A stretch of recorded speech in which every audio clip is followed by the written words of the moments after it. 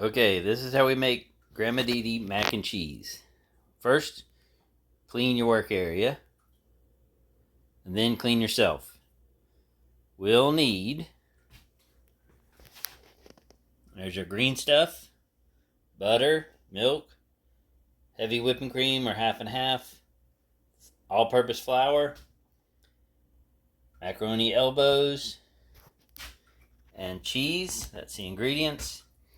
You'll need a whisk, a plate, a cheese shredder, 2-cup measure, large skillet, glass pie pan, large pan for boiling noodles, and a sieve to strain it, and a small pot for the green stuff. We'll start out by shredding up our cheese. Okay, now I've shredded the cheese. You need 1 pound, more or less, of Land O'Lakes White American, shredded like this. Again, more or less, doesn't really matter. Okay, next we start preheating the oven. We're shooting for 325. Next we start preheating our water, getting it ready to boil. You just need a big pot of water, it doesn't matter. Better to have too much water than not enough. Then you put the green stuff in on low heat to start warming up. Okay, now we can start our roux. We'll start with 2 tablespoons of butter and 2 tablespoons of flour. Always add the flour to the fat. So the butter's the fat. I'm going to add the flour before you add any liquids like milk or heavy cream or anything like that. Again, for the roux, a little bit too much or a little bit too little is perfectly okay. I'd put it on a medium heat. Let's go with a large burner, do a medium heat. Medium to low. And we'll get that butter melted, and then we'll add the flour. Okay, so the butter's melted. Remember, the heat's going to continue building up in the pot, and you don't want to burn the flour. So we'll come over here, we'll get our flour. Okay, watch out. Well, remember, what matters is not the exact measurements, but the relationship between the two. You want to get your roux to just the right consistency. See, it's still kind of runny. It's typically about 1 to 1, so 1 tablespoon of butter to 1 tablespoon of flour. No. So we're going to add another whole tablespoon, and then we'll adjust. Now, as long as you haven't added any liquids, you can still adjust it. You can add more butter, or you can add more flour. Now that's a little bit, that's about right, actually. That's real close. Okay, so that's about good for your roux. Okay, now we're going to take the roux and convert it into a cheese sauce. So we're going to start with a cup of milk.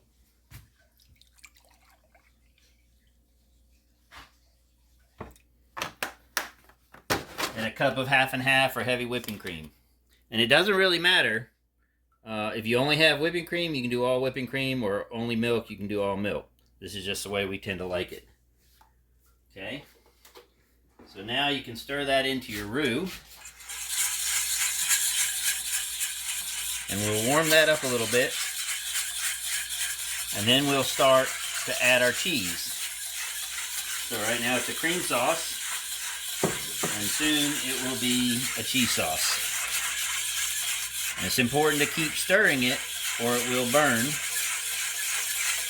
Pause. Running.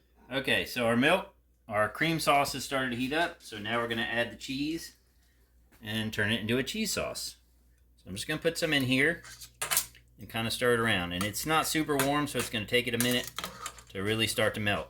And you want to use the Land O'Lakes White American, or the cheese will tend to granulate. The fats will kind of separate out. It tastes fine, perfectly safe, but it doesn't look as good. And I don't think it tastes as good.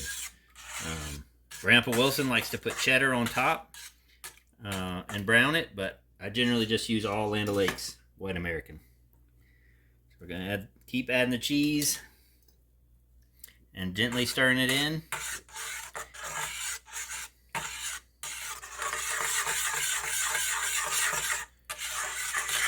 Pause it. Okay, so you can see that the cheese is incorporating. It's starting to all melt, and the sauce is thickening up. And we'll just keep actively stirring it. You can also see over here our water is starting to boil. When that gets to a hard boil, we'll add our macaroni shells. Okay, so we got a good boil. We're going to add the whole box. This is a 1 pound box. We're going to add a little bit of salt. Okay, and then we're going to stir the noodles. Just a fork works fine, just to keep them from sticking together.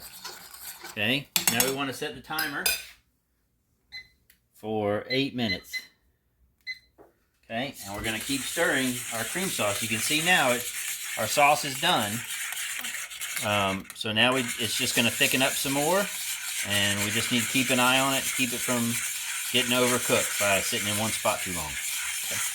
Okay, so now you can see how beautiful and thick and creamy our cheese sauce has become. This is the basis of many, many recipes. We've drained our noodles, give them a little bit of a shake, and now we're going to pour them into our pan. Alright, then this can all go to the sink. We're done with that. And then we'll bring this here. Our eyes are still hot. Go ahead and turn all them off. And we'll add our cheese sauce and let it soak in. If you have a silicone spatula, that's super handy for getting the last of the goodness out.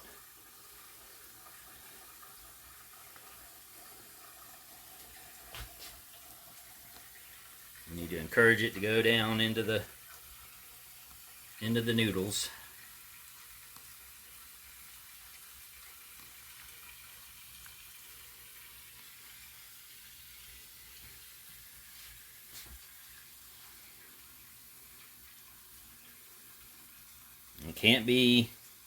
It can't be too cheesy.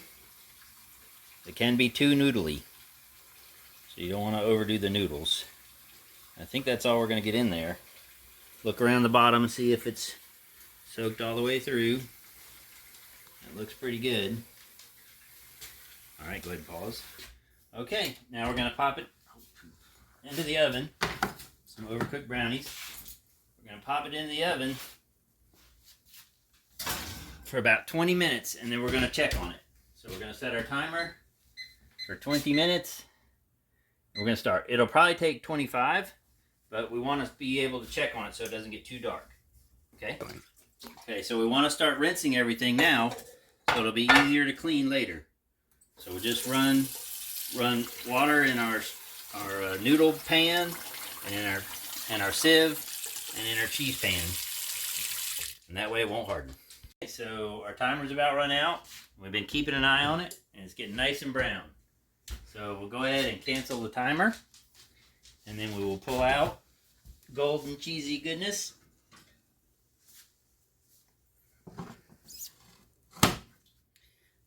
And turn off the oven. Now ideally you'd let it cool for a little while, but we usually don't have patience for that. So we'll go ahead and scoop some out. Oh, we make a giant mess. Awesome. Okay. And then a slotted spoon to get the green stuff.